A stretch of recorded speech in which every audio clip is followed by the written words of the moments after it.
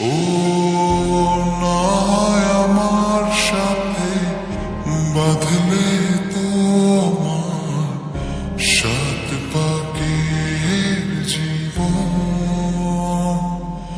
ও দু হাত ভরে সাজাবো তোমার দেবীর মতো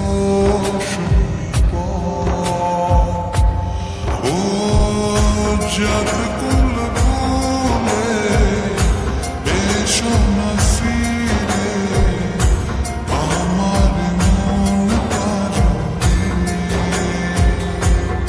ও জগ কুল ভুলে এসো না ফিরে আমার মন পাজরে।